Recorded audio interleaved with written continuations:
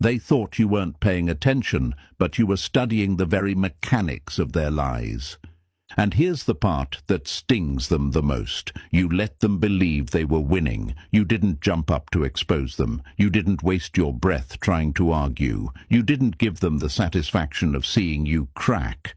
Instead, you gave them rope. And like every fool blinded by arrogance, they used that rope to tie their own noose. Your restraint wasn't stupidity, it was strategy. You understood something they never could.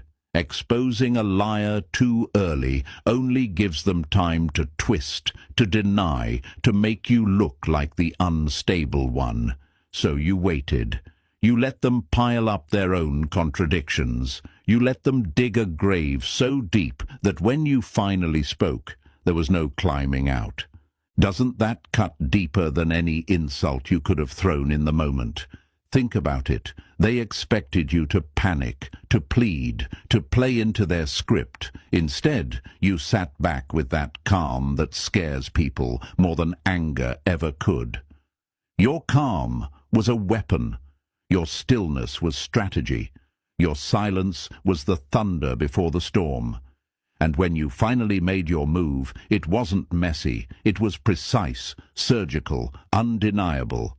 One word from you exposed the entire architecture of their scheme. That's why they're not just embarrassed, they're terrified. Because if you caught this, what else did you see? What else are you holding that hasn't been revealed yet?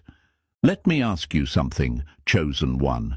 Have you noticed how the angriest people in your story right now are the ones who thought they had you in their pocket, the ones who swore you were gullible, the ones who smirked behind your back? Why do you think their rage burns hotter than anyone else's? It's because they weren't just exposed. They were exposed by the very person they underestimated the most. That humiliation cuts deeper than any direct attack.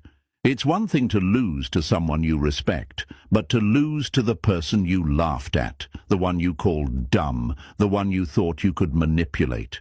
That humiliation eats them alive. This is where the metaphor lands. You were never their prey. You were the hunter who let the game reveal itself. While they were throwing crumbs to lure you in, you were tracking their footprints in the dirt. While they were staging fake smiles, you were noticing the twitch in their jaw, the tremor in their voice, the way their stories changed, depending on who was listening. They were performing. You were decoding. And in the end, who